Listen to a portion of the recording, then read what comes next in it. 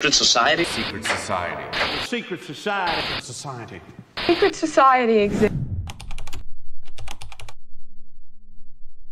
अस्सलाम वालेकुम फ्रेंड्स, क्या आपको कभी लगा है कि इस दुनिया में जो कुछ भी हो रहा है, वार्स, इकोनॉमिक क्रैशेस, पेंडेमिक्स, सब कुछ ऑलरेडी प्लान किया गया है? क्या ये सब सिर्फ कोइंसिडेंसेस हैं या कहीं कोई हिडन पावर्स सीक्रेटली इस दुनिया को कंट्रोल कर रही हैं? वेल, ये आइडिया सुनने में कॉन्स्पिरेसी लगता है, लेकिन जब आप कुछ हिस्टोरिकल फैक्ट्स, की इवेंट्स और ऑर्गेनाइजेशंस के कुछ कनेक्शंस को देखते हैं तो डाउट्स खुद बहुत उठने लगते हैं। तो चलिए शुरू करते हैं और जानते हैं कुछ सीक्रेट सोसाइटीज के बारे में और ये देखने की कोशिश करते हैं कि सब कॉन्स्पिरेसीज के पीछे क्या सच्चाई है। सबसे ज्यादा मशहूर और कंट्रोवर्शियल नेम है द इल्यूमिनाटीज का। कहते हैं ये ग्रुप 1776 में जर्मनी में बना था।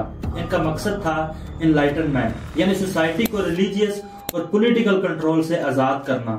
लेकिन कुछ हिस्टोरियंस के मुताबिक ये लोग सीक्रेटली पावर गेन करना चाहते थे ताकि वो दुनिया के डिसीजंस पर कंट्रोल हासिल कर सकें। और सिर्फ इल्यूमिनाटीज ही नहीं, Freemasons, skulls and bones, Bilderberg group जैसे सीक्रेट सोसाइटीज भी बंद दरवाजों के पीछे दुनिया के टॉप लीडर्स, बिलियनर्स और डिसीजन मेकर्स को एक जगह लाती हैं। ये ग्रुप्स पब्लिक मीटिंग्स नहीं करते, लेकिन प्राइवेट कॉन्फ्रेंस और सीक्रेट रिचुअल्स के जरिए पावर सर्कल्स में इन्फ्लुएंस बिल्ड करते हैं। 1954 में पहली बिल्डरबर्ग मीटिंग हुई, जहां पॉलिटिशियंस, सीईओज और मिलिट्री लीडर्स ने एक साथ पॉलिसीज डिस्कस की।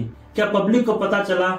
बिल्कुल भी नहीं। इसी तरह 2008 के फाइनेंशियल क्रैश से पहले कुछ टॉप फाइनेंशियल लीडर्स जो सीक्रेटली इन सोसाइटीज के मेंबर थे, उन्होंने अपने इन्वेस्टमेंट्स सेव कर लिए थे। वेल, हो सकता है कि ये कोइंसिडेंस भी हो, लेकिन सवाल उठना लाजमी है। अब सवाल आता है कि इन सोसाइटीज की सबसे ज्यादा एक्टिविटीज कहाँ होती हैं? वेल, ये societies mostly USA, UK, Germany और स्विट्जरलैंड जैसे डेवलप्ड कंट्रीज में एक्टिव हैं।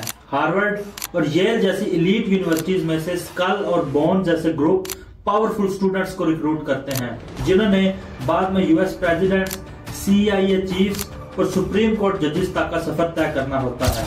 इसी तरह अगर हम हिस्ट्री में जाकर देखें तो फ्रेंच रेवोल्यूशन, वर्ल्ड वार्स, हत्ता के UN जैसे ग्लोबल इंस्टीट्यूशंस के फॉर्मेशंस में भी इन ग्रुप्स का इनडायरेक्ट रोल डिस्कस होता रहा है। 20th सेंचुरी की शुरुआत में रॉकफेलर और रॉथस्चाइल्ड फैमिलीज ने ग्लोबल बैंकिंग सिस्टम में जो रोल प्ले किया, उसकी वजह से इकोनॉमिक पॉलिसीज पूरी दुनिया में इफेक्ट हुई।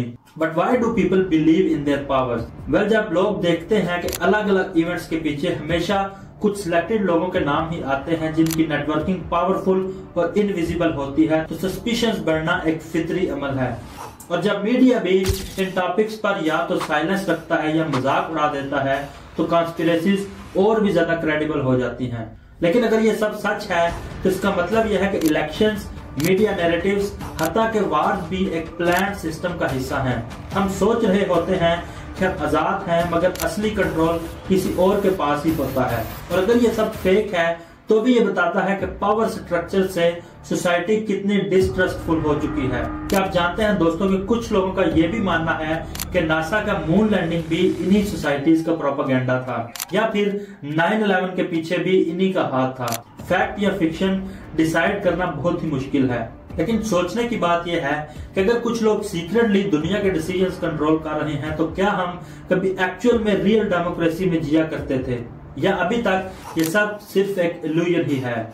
और आखिरी सवाल, क्या आपको लगता है कि ये सब सिर्फ थ्योरीज हैं या इनके पीछे वाकई कुछ सच्चाई छुपी है? अपना ओपिनियन कमेंट सेक्शन में जरूर दीजिएगा और ऐसे मजीद इंफॉर्मेटिव टॉपिक्स के लिए चैनल को सब्सक्राइब करना मत भूलिए।